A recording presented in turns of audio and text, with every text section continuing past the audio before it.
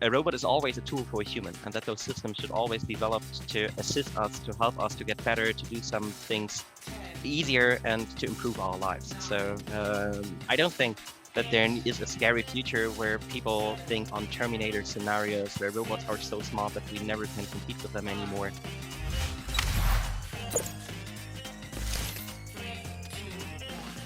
Hey there, buddy. I'm there. Hi, Joel.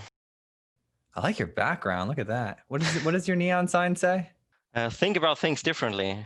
Oh, I like that. It's pretty cool. I hope it's good captured in the camera here. I did a lot of setting things up that you get it not overlighted, and I hope it looks cool. No, it looks great. You've got a light going. What type of camera do you have? Right now, it's just my webcam here that I'm recording. Okay. I got a little light that you can see me good enough. That's like the future now is we have to have lights, we have to have microphones, we have to have cool backdrops. This whole working from home thing has really stepped up everyone's game. Absolutely. And all those things are completely sold out because everybody is buying it, and all this accessory you need for home streaming and all the web meetings and so on. I tried to get a headset. I think the second week after lockdown here in Germany at COVID happened, it was nearly impossible because completely Amazon stock was empty. Oh yeah. Even today, some of the webcams are out of stock. We tried to buy some for our sales team, to upgrade like the experience that people have when meeting with our sales team. And they were just all on back order, and it's been like 2 or 3 months. Yeah. Yeah. Hey, I was really interested. So I was reading through your bio, and it said you have a degree in something I didn't know it existed. It's called Mechatronics. Am I saying that right? That's correct. Yeah. What is that? It's not well known in the United States. Okay. Mechatronics is an intermediate way of having electronic mechanics, control software, and it's just right in the middle. So you get to look in all these different fields, and it's perfect for robotics. So you can choose, actually, the study course I did, you can choose if you want to go more focus onto electronics and do electrical development, or if you want to go more to the mechanical part. And I was very focused on mechanics in combination with controllers and so on. So making motions, making things optimized for dynamic behavior and dynamic motions. And it's a really cool thing. So I can recommend it. If anybody finds this course, I can recommend it to do it. Now, was that your first introduction to building robots, or had you been doing it prior to school? The very first time I was introduced to robotics was actually as a child, when I started playing around with those Lego toys. I think Lego Mindstorm was the first name when I launched it. This was the first time, but then when I started my engineering course, at the beginning I didn't have to do anything with robotics, but just by accident, as it always happens. Then in the middle of my bachelor's degree, then I found a job, or I found a thesis at an institute that we're about to set up a new robotics cell, and it was super fascinating to work together with the team there. And then from that point on, I stayed in the field of robotics until now. And I think it's the greatest decision I made, because you can do so many different things, and it's like all the engineering disciplines coming together in one product. And what type of problem were you solving in college or your first job? Like, what was the business value that you saw with the robots? We were working actually with very big heavy-duty robots, and I'm located here in Hamburg in north of Germany, and here the aerospace business is pretty big. So the challenge in aerospace is always to make manufacturing cheaper and make it easier and more productive. I think things have changed maybe now, how the need for productive manufacturing in the aerospace business is right now, but at that time it was pretty much ramping up, and everybody was looking for new ways of building planes. And the parts you're doing at aircraft, especially the large parts like the wings, like the vertical tail plane and so on, they cost a lot. So it's like a house. One part is the value of a house you have there. And so the process you need to do on that, like trimming the edges or coating the whole path, it's super sensitive and needs to be super precise and very good controlled. But on the other hand, you have those very, very big special machines you normally use that nobody wants to invest in the future anymore. And then robotics were very interesting at that point, leveling the quality and the accuracy and the capabilities what robots can do to a level where you can do the precision and the quality you need need for aircraft parts. And yeah, this was where I started on. So we set up a robot cell where we wanted to machine aircraft parts and make this whole process much simpler and much more versatile. Are you excited about this path that you chose? I mean, you get to work with robots all day. Yes, I do. And it's so cool. So every time you see a robot moving with all its axles at the same time, it's always fascinating. So the childish eyes you have at the first time, you never lose. I was at a conference last year at this conference called Synapse, and they take all the different technology from our state and they bring it to Lightning Stadium, which is like a professional hockey team, and they display it, right? So you get a wide variety, whereas normally conferences are pretty narrow. So you'd get like security, you'd get all types of stuff. And they had this robotic arm and they were showing it off to me. And it was really cool because I don't get to interact with like industrial robotics often, right?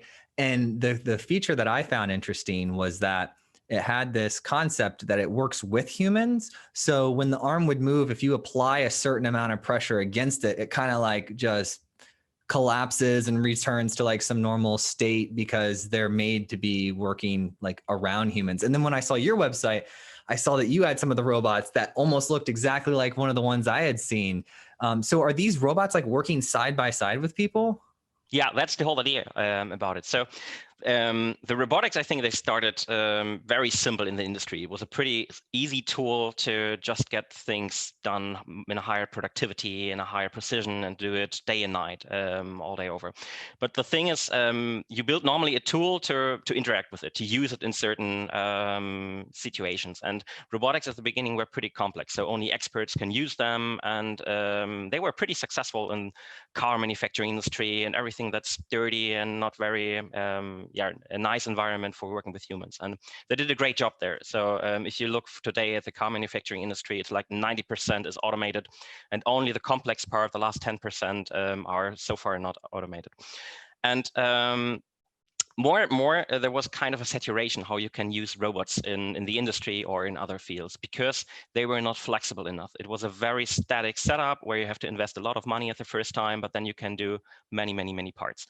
But today you have such a high variety on products you want to do, or if you're not a big company that are building millions of cars, you need a higher flexibility. You have different product variants. Maybe you have a big job one time for a couple of weeks, but then you need to change everything. So there was a need of more flexibility. And there comes this problem in that this setup of classical industrial robots takes a lot of time to change.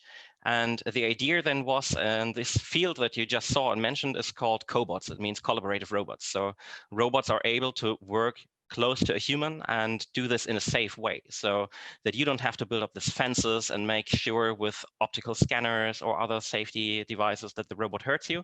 You can just put it next to the person, and then they can work with the robot side by side and reach to the robot some parts, or just collaborate. Yeah,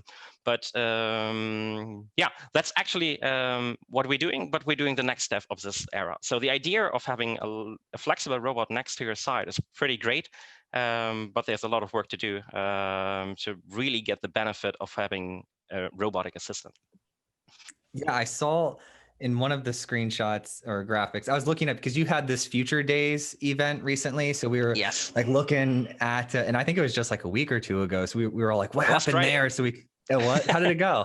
It went absolutely great. So it was the first time that we launched the products, or that we showed the products to an exclusive amount of people, what we have done over the past time, and it was a tremendous success. So we had so much views. We did like 3 sessions, 1 session for Asia, 1 session for Europe, and 1 session for America, and everything was live streamed there, and we were all like frightened and pretty excited because we were waiting for the feedback and don't want to make any mistakes, but it was a perfect day. So it went perfect, and yeah, the feedback that we get gives us the feeling we are on the right track right now. And what was the big highlight? Like, what's the thing that you were most excited about at the event?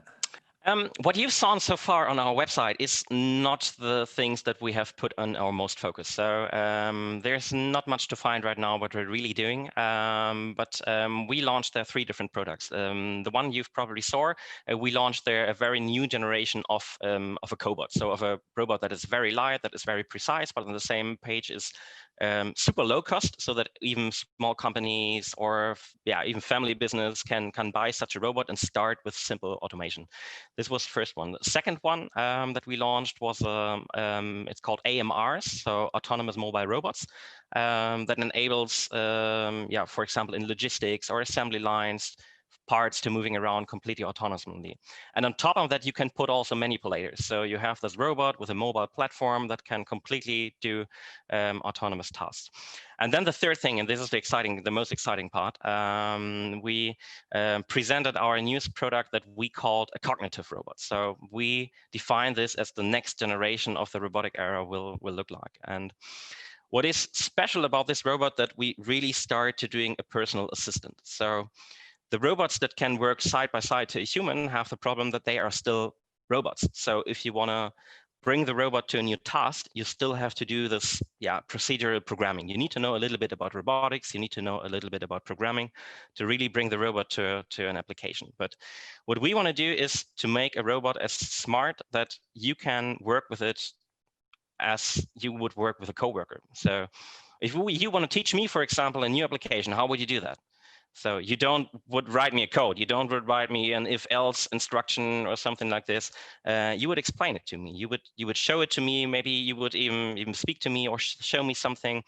And this is exactly what we have worked on to build a system that is able to do that. So imagine you have an assistant on your side that is not only safely working next to you and is able to detect the environment, but that also can listen to you, that you can show the system something, and he directly understands what to do and then make the program out of it by themselves. Yeah, and this That's whole so thing cool. is covered under the name cognitive robot. So you got the cognition, so measuring the whole environment, seeing what is around me, hearing what is around me, and then combining it with intelligent software and bring this together to a smart assistant. And this was definitely the most exciting part, presenting this. I thought a lot about that too, because when I was thinking about different AI systems, because my background is primarily software, where my dad has mechanical engineering. And so I've got a little mix of both worlds, but I always thought like like they would need to evolve. They would need to co-evolve, like the sensors and the movement with the artificial intelligence, because it would be really hard to develop everything in just like a simulator, like just completely alone, and have it go all the way to market ready. So they would be kind of like codependent on each other, the progression of the physical abilities with the progression of the like cognitive abilities. That's completely right. And this is where we put a very great focus on that we combine this world on one platform. And I also saw one of your talks to CTO of Vicarious AI, and it's a really cool company. What they're doing is amazing, talking about general intelligence. But bringing these things really into applications and bringing this soon into applications, there's one thing that you can't forget about, and this is how this interacts really with the hardware. So if you really want to use sensors in real time, you want to interact on situations that happen very quickly, and you need to be fast. You need real-time communication, and this is very hard if you say, I have a very intelligent software, but I want to apply this to every hardware that is out there in the world. You run very, very quickly in problems like which interface you're using, is it smart enough, how do we put a camera on top of it? And then the problem becomes, again, very complex again, because you got many different parties that need to be put together to one system. But if you really control the hardware, this makes then, from our perspective, the whole game changer, where you can really get one step further. When we started the company, we made this 1 week of workshops where all of our department heads started to introduce what they want to bring into the company. And I also did a start presentation. And one of my very first creatives I wrote down was people who are serious about software should do their own hardware. I think it's a quote from Alan Kay, a pioneer in objective-oriented programming. And he was relating, of course, to electronics, but it is also true for all the mechanical hardware. So if you have control over everything, if you exactly know how your robot arm behaves, from motor to the encoders you have inside of it, and you build everything that it is made to assist a human, and then you build on top of this software basis, then you can really make crazy things with it. Yeah, I like that when you're talking about this cognitive robot that you can show it things maybe like in a warehouse setting. It's really interesting because I noticed that people have the conversation of, okay, the robot's not smart enough, and it's very subjective to say that it's smart. Yeah. And they're like, well, it's not as smart as a human. And then you have to go farther than that. You have to say it's not as smart as a human who knows that specialized task. Yes. Because we've gotten far enough in life to know that if we dedicate enough time and energy with the right motivation, we can learn something, but we can only hold so much information at once, right? So we're limited in our capacity. So when I start thinking of how these, robots will mature and come about, the default conversation is that they're good at everything if they're as smart as a human. Like that's like how we think about it. But really, we have to narrow that down to like how smart a human can be at one specific task. And can we get a robot programmed in an easy way to do that one specific task? And then you multiply that. And the benefit that the robots have is once the skill is roboticized, if that's a word, I think so. Yeah. it could be translated. So the robot could have perfect skills at virtually every available task because it's learned from the humans, and it can all be inside of one robot. Yeah. Like in the future. Yeah, I think what is so fascinating about putting AI and robotics together, if you compare it to humans, one human can get very, very good in one task, and then maybe afterwards he learn another task and another task. But if you have a robot system that somehow talk with each other, exchange information, then what one robot is learning in one situation, you can directly apply to all the other things. And this is when things really get crazy, and applications you do get very, very rapidly going everywhere, and the opportunities, what you can do with such a system, can be rolled out like everywhere. This is the exciting part, but of course you have to have certain requirements. So if you work in an industrial environment, you will ever have specialized tools where you can grab something, some special parts with, and this exact robot then of course cannot do another task as good as some robot that has been specifically tuned for this application. But what you've learned on a software base, you can directly apply to another one. And this is fascinating, I think.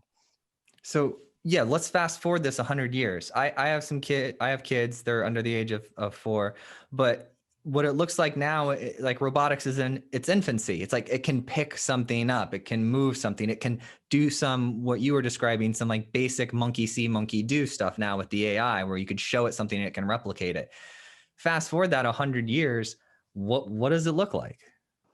That's a tough question. I mean, what everybody would have said 100 years before how our future would look like. So if you look at movies of the 80s or something like Back to the Future, they were all thinking like flying cars, and everybody was crazy that never will gonna happen. But I think no one would have seen come what did happen right now with all the technology we have with smartphones, what computers we're carrying day by day with us, and how we are connected together. So it's very hard to say. I love to see the videos of Boston Dynamics who do this leg robots, the dog, and Atlas, it looks like a human. And it's crazy how fast they start to move like humans. And if you fast forward that speed, how the technology has developed over the last 10 years, what they have did, and we combine it with all the technologies that are coming up there with super fast real-time communications that can happen over the whole world, with more and more growing computing power that gets in very, very small devices. They become very, very powerful tools. But I think what is very important, that a robot is always a tool for a human, and that those systems should always be developed to assist us, to help us to get better, to do some things easier, and to improve our lives. So I don't think that there is a scary future where people think on Terminator scenarios where robots are so smart that we never can compete with them anymore. But we will be able to do things that we right now can't imagine. I'm sure of that. So it's very hard for me to imagine what 100 years will look like with such a development speed. Yeah, but it's exciting though. I think like I tend to be an optimist because everybody that I know, they're building things to help others, right? Yeah. And those are the things that really improve and grow in the market. So I think we'll continue with that path. And like things like Neuralink, I like Elon Musk concept. If you can't beat them, join them. Yes. Let's just upload. There we go. Yeah. That's super exciting. Yeah, but it should always be to help people. So this is also what our main creator of the company is. Yeah, we say we serve humanity because we want to give people the ability to focus on the things that they are normally good at. And people are not good at doing tasks day and day over and over and ruin their body and doing unhealthy tasks. They are good at doing creative things, of being social, talking to people, evolve new ideas. And I think this is what it is about. So to give them a tool where they can do also simple tasks with and teach them the robot, but then focus on the next one and the next one. And the assistant on their side just helps them to maybe do the dirty work or to do the work, where humans are just not meant to be for. Yeah, there'll probably be like, I like to think of what's like an ideal or perfect future just for fun, like thought experiment. And one of the things I run into is, so I think about what would it be like if we could have robots that manufactured other robots, like autonomous systems that could replicate, and then those robots essentially did all of our work for us, right?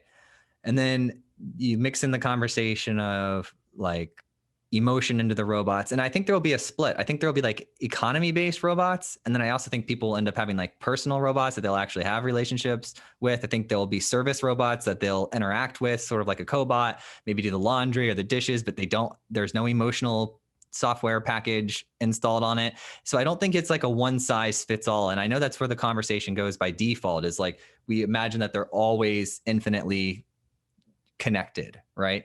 But it's not going to be like that. There's going to be different manufacturers, there's going to be different operating systems, there's going to be different purposes and all sorts of things. It would actually be kind of chaotic to try to network them all together to have like one singular personality, right? Yeah, just from absolutely. our background in engineering, that would be an incredible feat.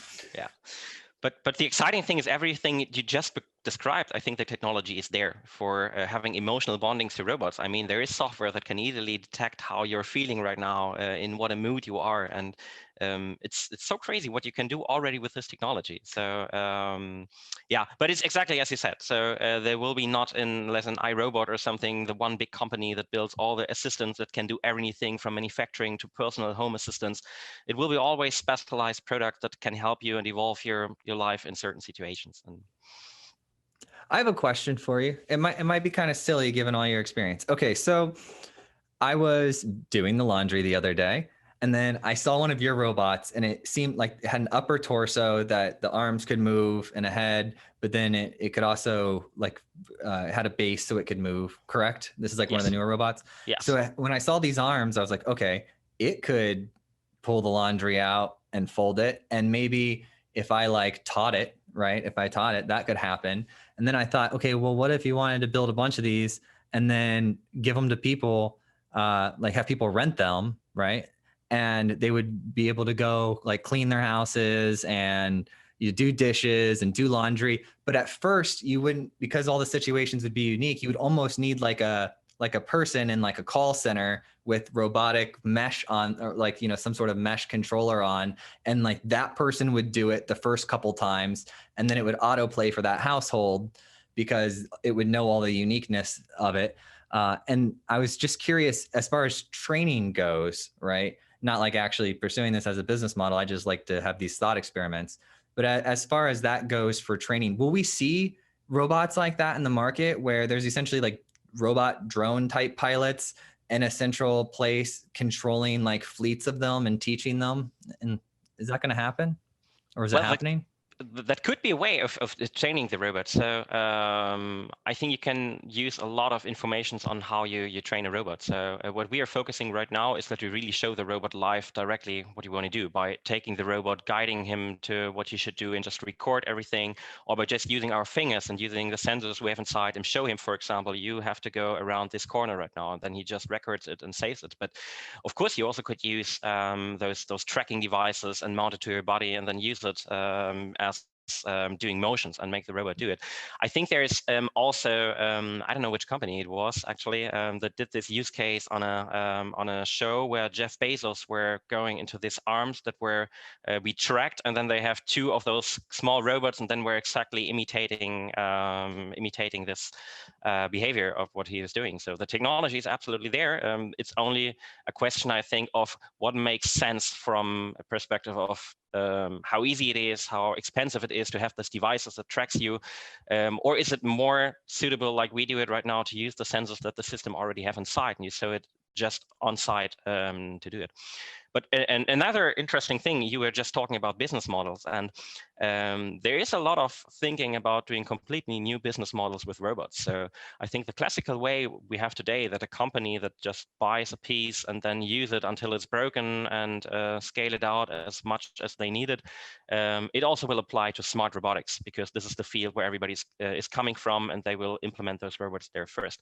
But the idea of having a person who is like a farmer, a robot farmer, who has this fleet of systems, and he can do jobs at certain locations, or has a small manufacturing hall, for example, that can do various of jobs, and he's only training the systems and then they're doing for themselves, allows a lot of freedom to have more more ideas of how the business could work. So it don't need to be the OEM manufacturing who is doing it by itself. It could also be freelancers who have just a farm of assistants who do the work for them, and they just training the robots and learning new tasks.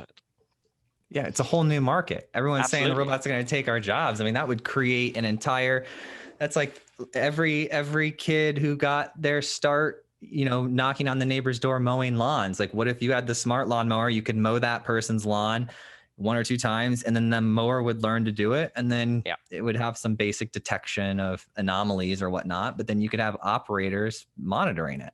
Yeah, absolutely. So it's always the discussion about new industry revolutions, what happens to the jobs that are affected by this. But it is like it has been before all the revolutions we have seen so far. There is a big wide field of new opportunities, of new jobs that are created by those. And I think the important thing, and where people are very scared about, is I need to become an expert to work with robots. And this has been true for the last decades. It was very hard to work with a robot. You need to know, as I just mentioned, programming language and so on.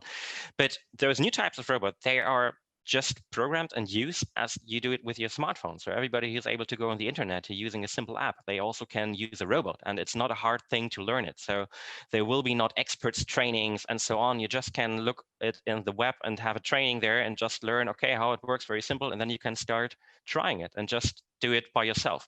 And I think if people realize this, and if they have the contact the first time with such a system or one of our robots, and they see there is not this barrier anymore, I can do it very, very easy, I can learn it very quickly, I think then many people will lose the fear that there will be no space for them anymore in the future. Of course, they need to have this, that they need to learn something new, or that they need to change something, but it is possible for everybody to work with such a system. It's amazing, some of the fear, though, that I've seen out there. I was actually surprised. So I was talking about it with my father-in-law, who happens to be like UPS semi-truck driver, like shipping semi-truck driver. And he was like, oh, that'll never happen. And it was like last Thanksgiving. And I was like, what do you mean? I mean, they just built a semi that delivered its first autonomous load already. He's like, no, it would never happen.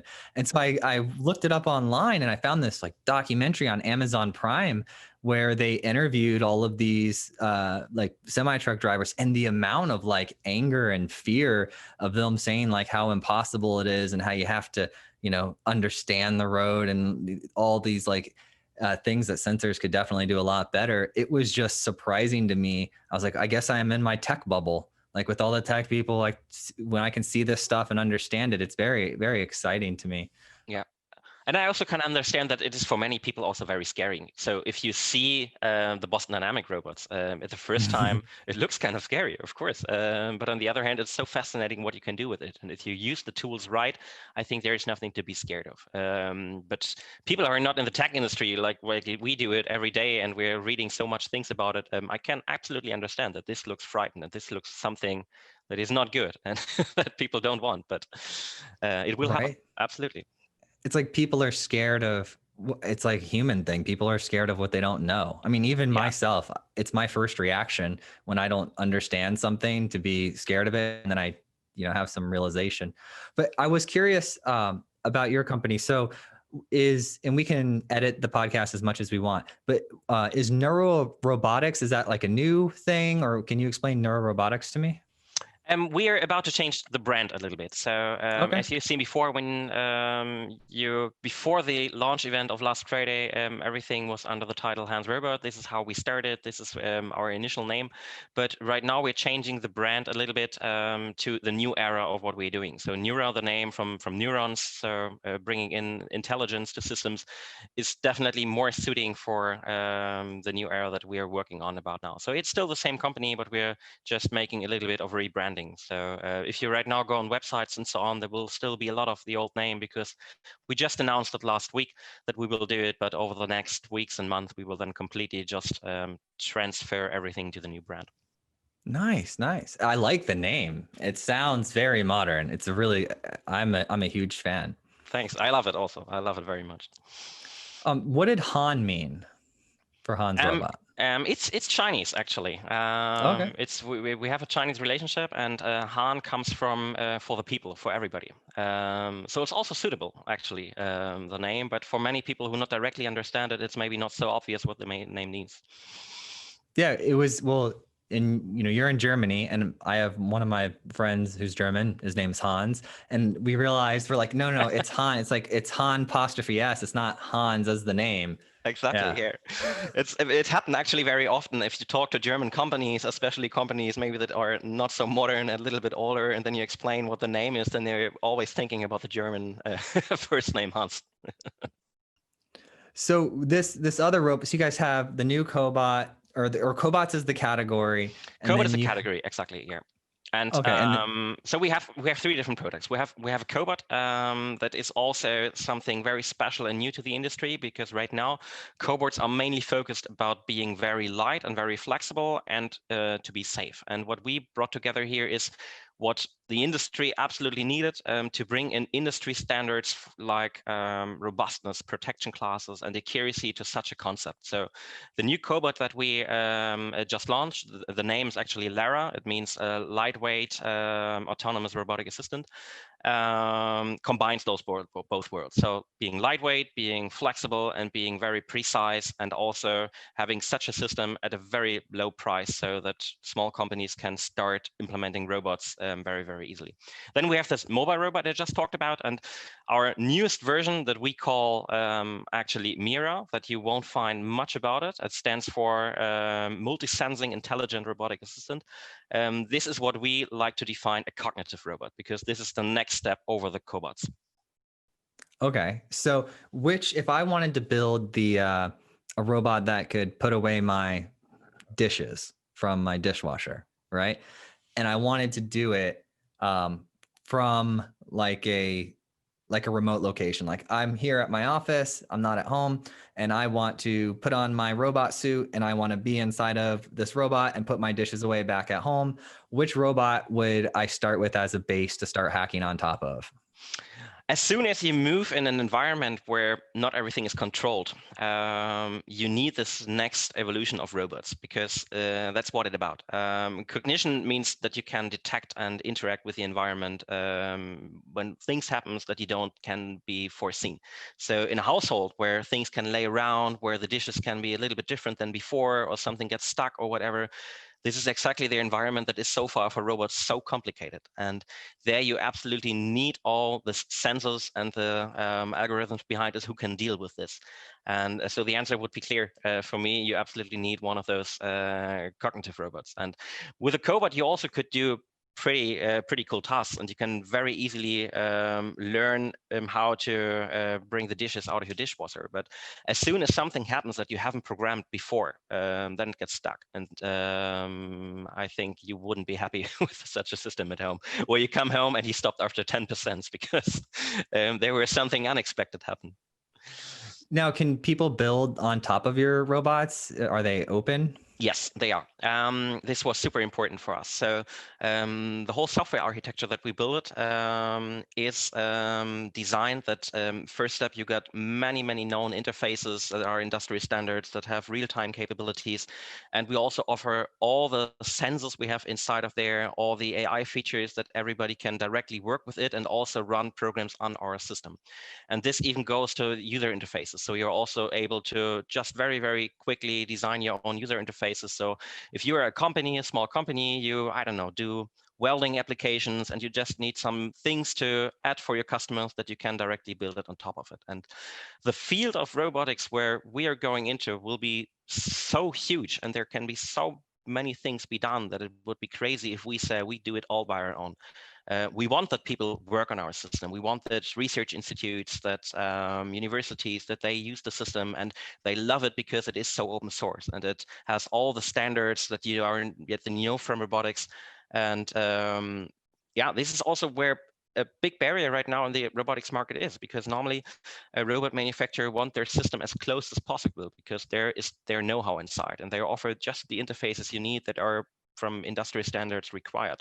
But as soon as you want to do new things, and those things mostly happen at first in research facilities, and I worked also there for a long, long time, it was super frustrating. If you have this great idea, you have this great organization where multiple companies want to do crazy things, you have new sensors and great software developers, but you can't do it because you have no access to that black box. And this bothered us so much that we said, all right, we directly from the beginning, we want to do it open and we want everybody to be able to build on top of it. Yes, I'm a fan. That is so exciting. That's what you want. I mean, I've been a software developer for like 17 years and nothing's more frustrating than when you want to just go over and make an edit to something and it's all locked up and you can't even do, flip a single bit. You can't just make one small change. Yeah. Yeah, and I think the industry has to understand that if they really want to do big innovation steps and they want to move forward and improve systems, that they cannot do everything in their house because it takes so much knowledge to build such a thing. So, I mean, we have here a team where you have engineers from all different disciplines, and they will be working on it since many, many, many years and build up their knowledge in there. And what we are putting here together and having such a crazy environment and crazy team here, this is very rare, especially for the companies who are in manufacturing, who are in production. They have the specialized staff in doing what they're best at, and this is what companies should always do, having their focus. And if they are trying then to use a robot and say, all right, we're building everything by our own on top, but we're securing the knowledge that only we can do it, this won't do very big innovative steps. So you need systems that are open, where people share, where you have communities, where you have we have systems planned like app stores, where people can do great applications and then just supply to the community, or if they're very, very good, build a business on top of it and say, I'm expert at this application here. You can buy my applications, and then you don't have to do anything new with your robot. You just start it, and you are also an expert in this. And this is also a thing that will get the industry to a completely change, because you not have this classical chain where you have the manufacturer, the robotics or automation expert, and the customer. You then have, like you did at a smartphone, you have a complete community of intelligent people all over the world who can work on it. And supplying them with simulators, so for people that don't have the money to build such a robot or buy a robot, because for a private person, of course, these are machines in the first place that are made for industry. So they are not coming as a DJI drone, but for industry, they're very cheap. Giving them then simulators, online tools where they can work on, how they can learn programming, or giving this to schools and universities. I think this is where the real fun then happens, when many people say, all right, this is so cool, I want to work on this. That's so cool. You remind me a lot of like Stripe, the payments processor. When they came out, they just focused on building the infrastructure and making it really easy for developers to engage with it. And they completely took the payments industry by storm. All the other payment processors saw it as an expense and pointless, and focused all their resources elsewhere. And they said, we're just going to make it really, really easy for all these engineers out there to build on top of. And then they're like dominating now. And it sounds like you're making it really easy for people to build on top of these robots. Yes, that's exactly the plan. Yeah. Yeah. So there you go. Next Stripe billionaire, Hendrik. Oh, it's a long road to go there. So we're just getting started. And that's the exciting thing. So we already have done so many cool things, and we're so proud of the robots that we have right now here running at our partners, at our first customers. And but still, it's just the beginning. So the road of those robots bringing to a wide application in the world, it's such a long road. And that's the exciting thing. So that we just done the first steps. So at what point do you call it a robot? So like I have an Alexa, right, on that sits on my kitchen countertop, and I can talk to her, interact with her. She can affect change in the real world by me placing an order or a volume change or lights on and off. But then I typically associate robots with things that can move, right? But what's the actual line? Like where do you say this is a robot? Oh, I'm not an expert in the definition and the real definition of robot. So FI has learned that it's a programmable machine that can do repeatable tasks that you have once trained them on. If this also applies to something that only happens virtually by talking to you or controlling lights or whatever, I actually don't know. So I would also call this kind of a robot. So, but I think mainly people seeing robots as things that can interact with something and that can move. So what definitely are robots are like drones, like automatic lawn mowers, like all the things we've seen from industry, and those type of things that somehow can move, can walk, can have kind of mechanics that interacts a program, or that transfers a program into emotion. So I think this might be the correct definition of what a robot is. I might be a robot. I don't know. I don't know. I think in 5 to 10 years it will be hard to tell. It will be. I've got my little cyborg, my cyborg add-on right here. Soon it will be embedded inside of me. Yeah, it's starting with Neuralink, and then we see what comes next.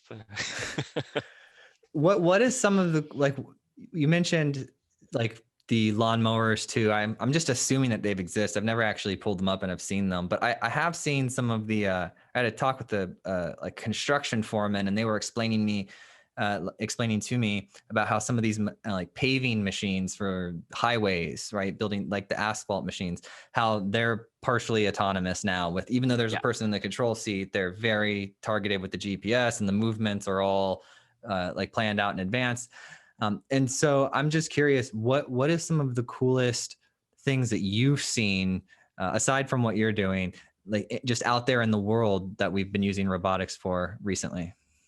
Oh, there are so many crazy things out there. I think a couple of we definitely talked about. So I am a huge fan of what Boston Dynamics is doing, and a couple of these videos really the first time scared me. And I am always, when there are people not knowing what are robots right now, and I try to describe what is actually a robot and how robots can look at the future, I just pulling out my smartphone and showing like the videos where he's doing parkour movements, and they were like, "This is not CGI, this is real." So I think these are definitely one of the craziest things. What I'm really impressed of, I worked for a long time, as I mentioned at the beginning, in the aircraft manufacturing industry, and there are such amazing machines where mobile robots that weigh like 10, 15 tons or something like this, where multiple of those move together to a fuselage of an aircraft and weld this, or not weld this, bond, no, also not bonding, what's the riveting? Yeah, riveting is the right word. Rivet those fuselages together. And those are such amazing looking machines. I mean, it's not such as high-end robotic as Boston Dynamics is doing it, but it's just the combination of so many big machines doing this completely autonomous, and it's like a huge factory where it looks like airplanes can be built completely autonomously. And that is so cool.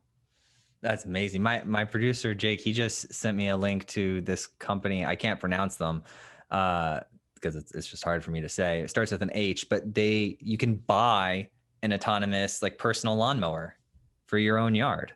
Yeah, that's crazy. You never have seen those? Oh. No, I've never seen these. I think they are pretty similar to the one that make the vacuum cleaning in your household. I think it's mainly the same principle, but they're just a little bit more robust for outdoors. So yeah, that's also a category of robots, and they are super successful because there's such a wide market for it. What we are doing, up to now is still focused on industrial use cases like manufacturing, or in the future like medical, food production, life science, and so on. But going with robots into the private sector and consumer market, like drones and all this private robots you use, that is an insane big market, and they're super successful with that. I And love it. there's, the German company Bosch, who's Yeah. main car supplier. They have this cool commercial where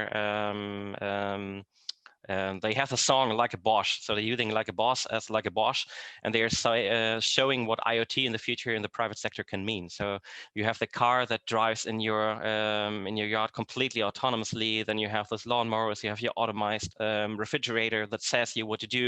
You have all this lighting that is controlling, and it's so cool. There's just one person walking around, and everything is completely done by robots, and he's just like a Bosch because he don't have to do anything. And that's pretty cool. I love this commercial. I love it. I'm gonna watch that after our conversation here. That sounds really cool. Wow, I'm excited. The weird thing is, my friend, we are going to see this in our lifetime. Yes. Like 20, 30 years. I was thinking about my kids growing up, and I was like, in 10 years or 12 years, when they start to get their licenses, what percentage of the cars are going to be autopilot? Probably a lot. Yeah. That's absolutely true. So I think I'm very lucky that I have been born at the time that I have been born, because I also think that the time where computers starting really to roll out, and to have been one of the kids that have a Nokia phone and that really appreciated what piece of technology we have today in our hands, and not only saying, all right, I use it for Instagram and so on, but really understanding how much engineers have worked for it over decades, and how crazy the technology has become. I think this will even more value the next 10, 20, 30 years, what will happen, to see where we have started. So, and sometimes, when I see my parents right now, they're also adopting all this technology at their homes, and they're still pretty open to it. And I force them that they do new things, because I never want that they say, okay, I'm too old for this, because I don't believe that you're ever too old for this. Today, it's so easy. You can learn it all the time. You can be 90 and you can learn how to use a smartphone. But if I imagine what they must be thinking of the world of today, if they started their life in the 50s and they are seeing what right now is happening in the world, I think for us it will be even crazier. I hope so. That's what I was sold. I was sold craziness, right? That's what I'm excited for it to happen. I mean, you just look back at the movies and what they're predicting, and then whenever I see a business case line up with a futuristic technology, you just know it's going, because all the money can flow there. Like once you start building the robots for the industrial sector, money just happens because they're looking for efficiency and growth. And also there's just constantly more humans. I think a lot of the times when we talk about economics, we leave out this fact that there's not a static amount of humans. Like we are growing rapidly. Yeah. And so there's more people, there's more needs of the basic items. And, it almost seems like we will get the technology the moment we start to need it. I don't think we were meant to just completely fill up Earth and that be it. I mean, I think we're explorers. I think the technology will enable us to venture out to far beyond where we currently are. Absolutely. Yeah. What I find super interesting is that some of the technologies that we are using today, or the ideas of having that they were started in science fiction movies.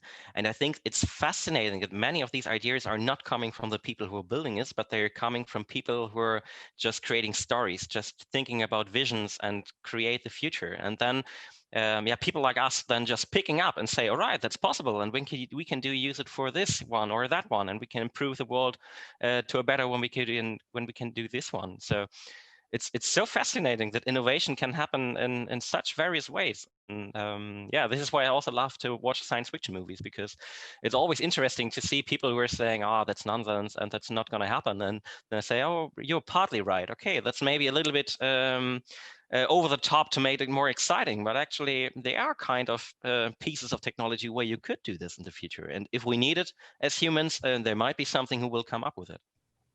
I think that's one of the greatest parts about humanity as a whole, because we're such a diverse, like if we look at all of humanity like a specific organism, like as a single organism, right? There's parts of us that like do this imagination thing, and that becomes movies and arts, and there's people that are, you know, more into that. They spend their time there, so they're specialists there. There are people that are specialists in the building, but we're all like connected in the fact that when we're not building, right, when we're not doing our day-to-day thing, the here and now thing, in our extracurricular time, in our media consumption time, a lot of that is like either replaying social scenarios that we're just familiar with or envisioning a future, right?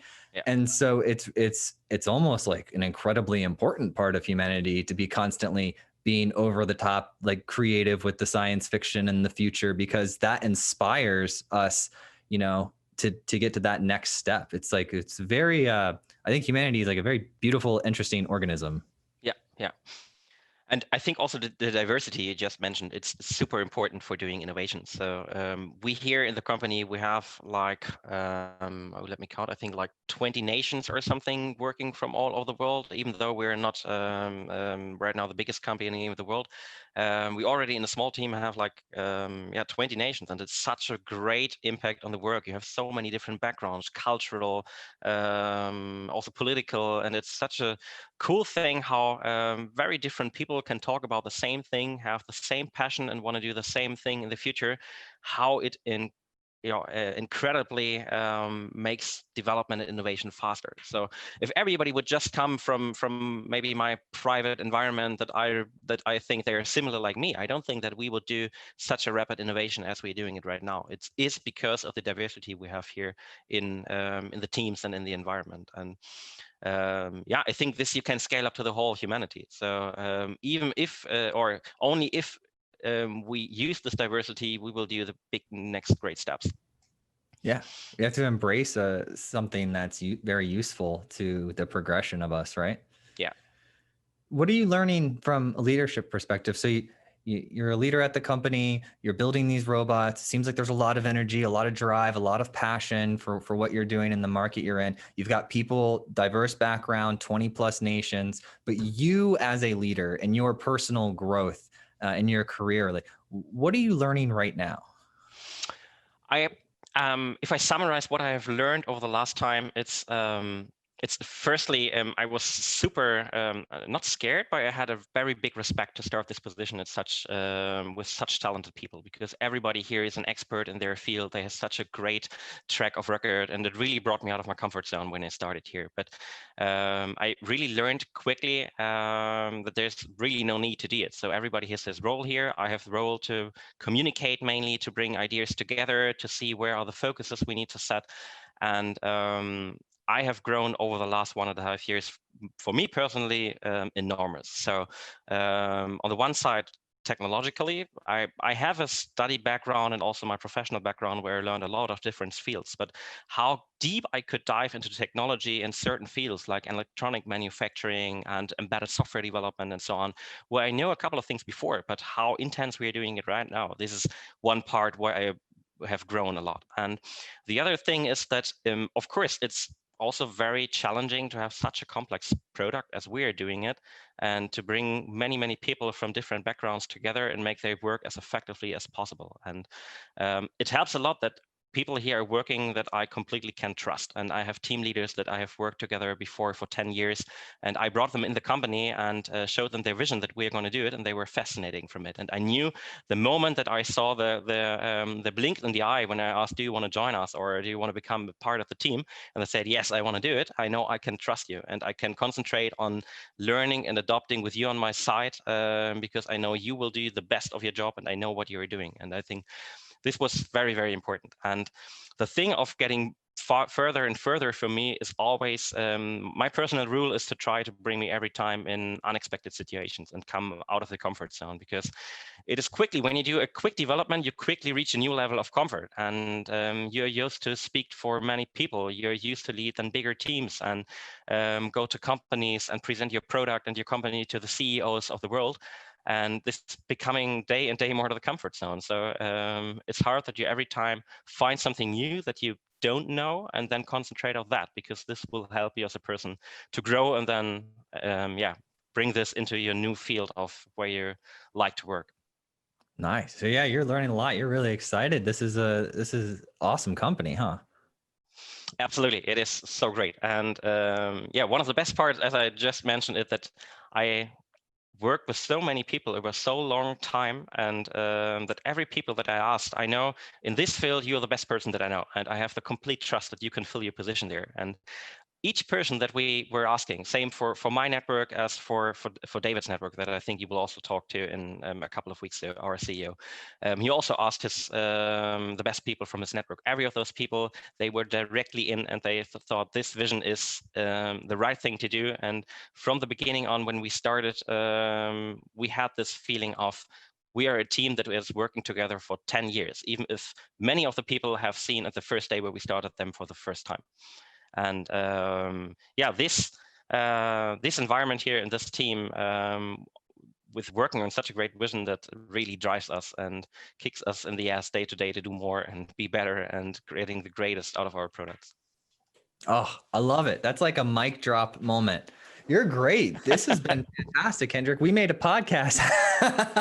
How do you feel? I feel great. It was so much fun. So it was the first podcast that I was doing, but the ones that I've did so far were more like really focusing on what we did at the last part. So motivating people on how they can build up their career, how they can do it better, or very, very technical and diving into very certain things. So I love the mixture that we just discussed here, from political, cultural aspects over new technology, how it will go there. It was super exciting. So thank you very much for being a part of it. I'm very honored to be in such a great format here that you've created with many, many people that are on the highest level of the tech companies in the world. And I feel pretty honored to be a part of it.